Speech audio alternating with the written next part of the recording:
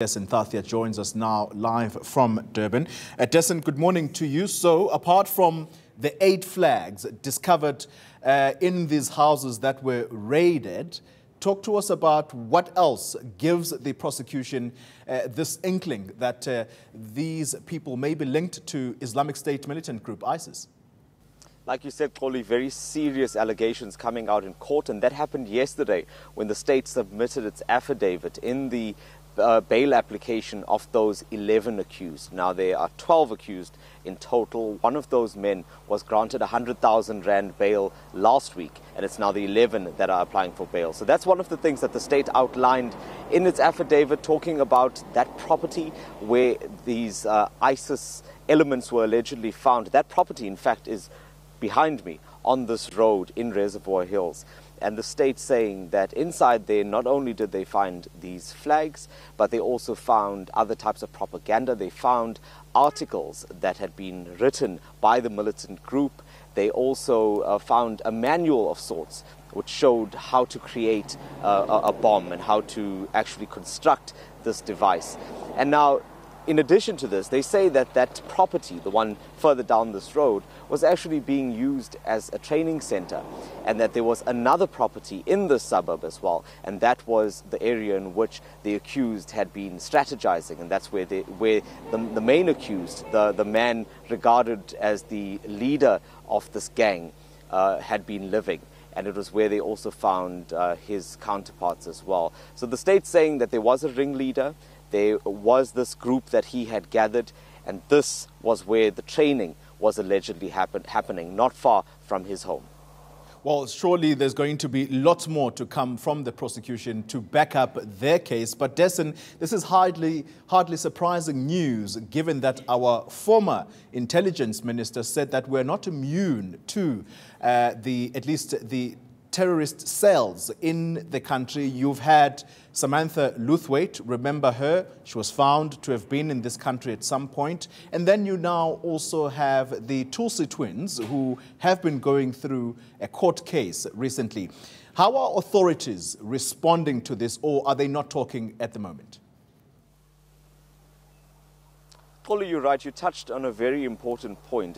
It seems like, in just covering this particular case, you know, we were covering it from the Verulam Mosque attack, and then obviously followed the case as we saw those incendiary devices being planted at the various Woolworths stores as well. And during that time, you'll remember that the Hawks were staying away from using that T word.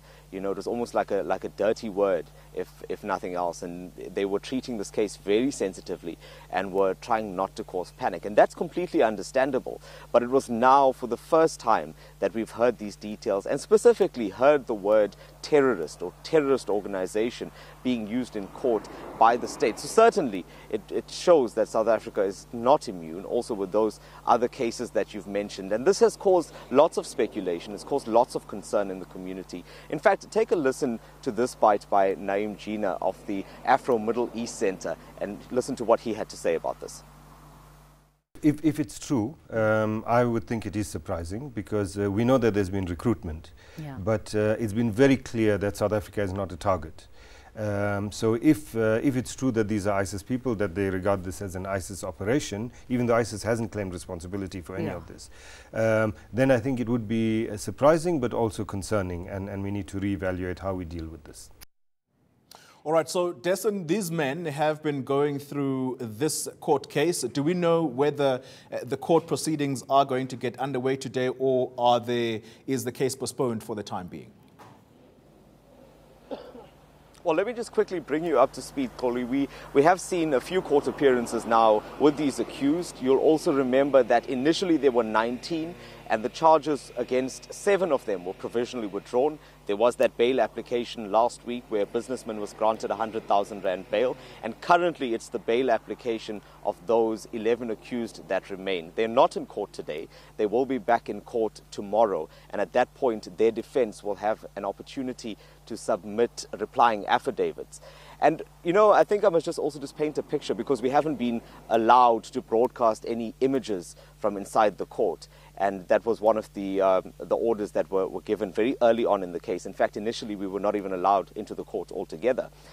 And if you just take a look at the group that's there, you know, it's a mixture of South Africans as well as foreign nationals. Some of them, the state claim, are here illegally. But the interesting thing about the so-called kingpin is that he himself is a businessman. According to court documents, he owns 4 businesses. And by his own admission, in his own affidavit, the turnover of his business is about 5 million rand a month. So that's also quite some of the interesting information that had come out in these affidavits. But we'll see what the defense has to say on Thursday in response to the state's allegations of ISIS links. Well, just before I let you go, Dessen, you're making, or you're alluding to some of these men possibly being foreign nationals. Do we know what nationalities they are? Well, Koli, some of them are from Tanzania, others are from Burundi. And as far as I understand it, there was also one of the accused from the DRC. So really a mixed group of people that have allegedly come together to commit these crimes. Also, the attacks, as we've been following them, seem to have started at the Verulam Mosque. That was where one of the members of that mosque was stabbed, and then later an incendiary device found there. But the court papers now also say that these attacks actually started well before that, when this group was allegedly trying to extort money from a local car sales business, which is not far from the CBD. So lots of these details that police had not given to us at the time are now coming out in court, and one can only imagine that as the case progresses and gets to a trial stage, more of these details will be revealed too. Very worrying case indeed. Thank you very much, my colleague Dessen Thathia, coming to us live from Durban following that case of the men who have since been arrested and are going through at least a bail application case for the moment for the charges that they currently face. So let's